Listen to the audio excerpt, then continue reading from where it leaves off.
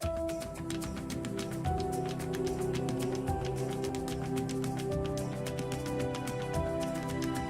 everybody and welcome to this new reading. We will be reading from the Future King by Elizabeth Wright Hanford, Chapter 1, A Kingdom Lost. We won! We won! The jubilant soldiers shouted as we streamed into Gilgal. What a wonderful sight it was to see 200,000 soldiers of Israel march into town, their flags flying, and dragging behind them the loot they had captured from the Amalekites. It had been a desperate, bloody battle, and they hadn't been sure they could win it. The Amalekites were fierce warriors. They fought like tigers. But God helped the Israelites, and they finally did whip their enemies. Then they went through the camp of the Amalekites. Everything that was old and shabby, it burned. But those beautiful, expensive things they saved to take home with them.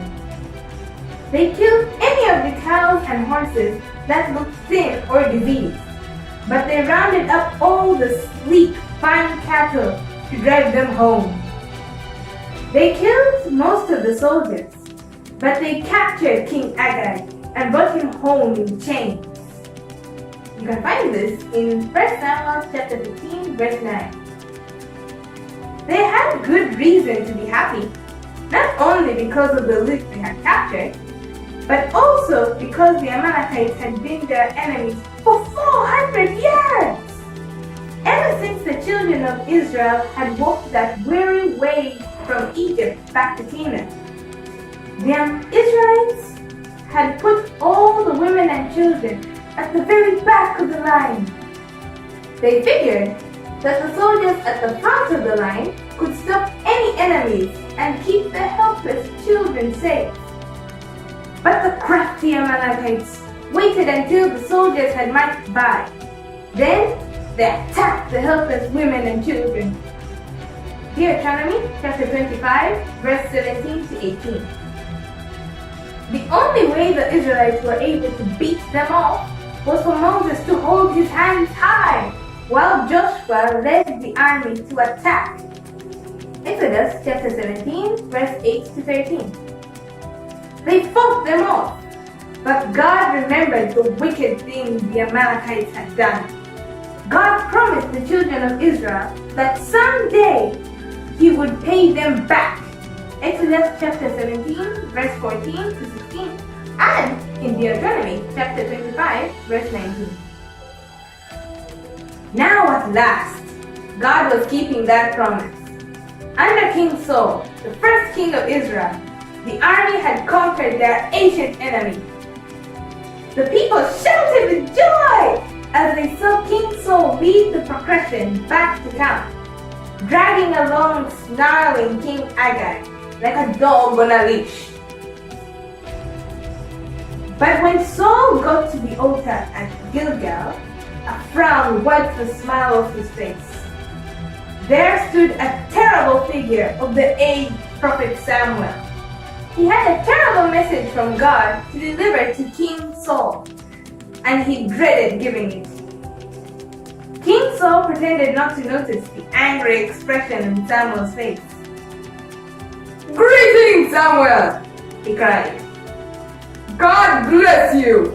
I have done everything that God commanded me to do." Samuel crooked his head as if he was listening for something. What could he be listening for, beyond the happy shouts of the soldiers and the people? He could hear the bleating of sheep and the lowing of cattle that had been captured from the Amalekites. "If you have obeyed the voice of the Lord," Samuel answered, "what does this bleating of sheep mean? And whose oxen are those lowing?" Saul shrugged his shoulders. They used to belong to the Amalekites. The people saved the best sheep and oxen so they could make a great sacrifice to God. We killed the rest of the animals. Samuel's dark eyes bored a hole into Saul's heart. Saul, do you want to know what the Lord told me last night? Yes, sir, answered Saul in a subdued voice.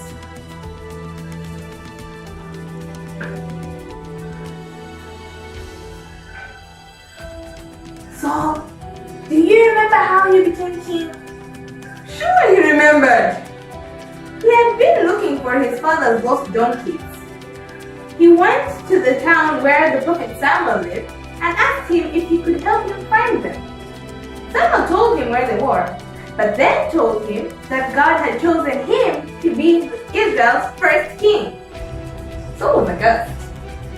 Me? King of Israel? Oh, no, not me. I'm from the littlest tribe in Israel, and my family is the most unimportant family in the tribe. God couldn't want me to be king. But Samuel assured him that that was God's plan. He anointed him with precious ointment and pronounced him king. But when it came time for Samuel to present Saul to the rest of the people, he couldn't find him. Saul was so scared that he hid himself among the baggage, which is rubbish. It is also found in 1 Samuel chapter 9 verse 1 to 10 and 1 Samuel chapter 9 verse 22. Yes, Saul remembered how he became king. Samuel said, "When you were little in your own sight, God made you king. Now, did not God give you a job to do?" Yes, he did. He told me to kill the Amalekites. Why didn't you do it? Oh, but I did. I destroyed almost everything. We just saved the best things to make a sacrifice to God. But Saul, what does God want?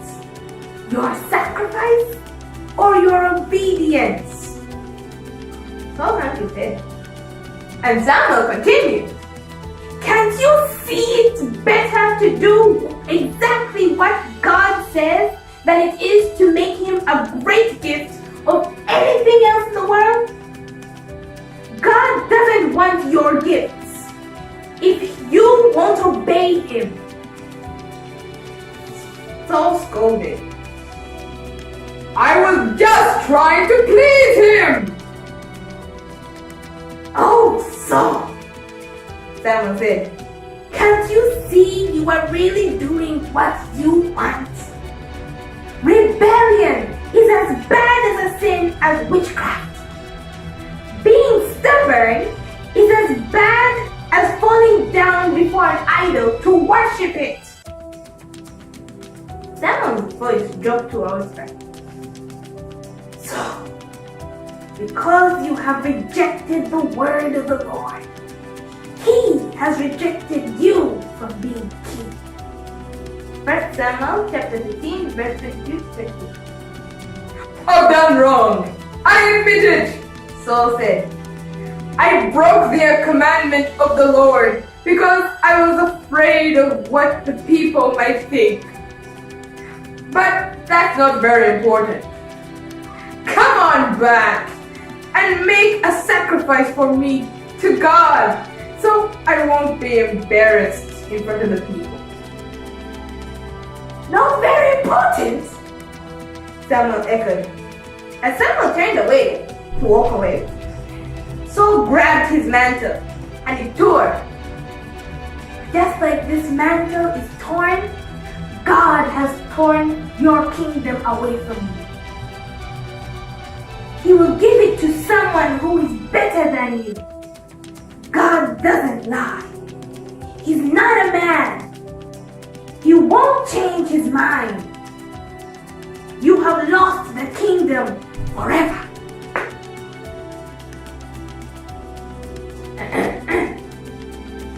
You would have thought, at such awful words, King Saul would have fallen to his knees to say, say he was sorry. But he only tugged at Samuel's arm and told him, Please pretend to the people that everything is alright. Honor me before the people. Don't mess everything up. Please go ahead and make a sacrifice for me to God.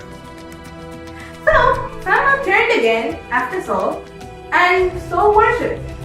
He went back, built an altar for him, he sacrificed for him, and Saul got to worship. But Samuel had to carry out God's command. He had to do what King Saul should have done. He turned to the soldiers. Bring me King Agag. King Agag smirked when the soldiers came for him. Though he had murdered thousands of innocent babies, he thought he was safe. They won't kill me now, he thought. He walked briskly up to the prophet Samuel. King Agag, Samuel said, because you have killed thousands of innocent people, God has commanded that you die. King Agag fell by Samuel's sword. He killed him. And the 400-year-old promise made by God had been kept. King Saul marched back to his palace in Gibeah. If he was worried about what the prophet Samuel had said, he didn't show it. It didn't seem to matter that he had disobeyed God and led all the people to disobey him too. The heartbroken Samuel went back to his home in Ramah. He never saw King Saul again face to face. That's in 1 Samuel chapter 15 verse 35. Samuel grieved day after day about King Saul. If Saul couldn't be king, who would lead the nation? It would have taken a giant of a man, strong, famous, powerful. Israel had many enemies. They would need a great man to lead them. Samuel couldn't think of a single man in the whole kingdom who could do it. But the loving, searching eye of God was on a little boy in a small town called Bethlehem, down on the southern edge of the country. There were no visions of gold crowns or kingdoms in this child's bright mind. Everybody knows his name. David, the son of Jesse, was thinking just about one thing, and that was feeding his flock of hungry sheep. That's the end of this chapter 1 of Feed the King. I hope you've enjoyed it. We will continue with chapter 2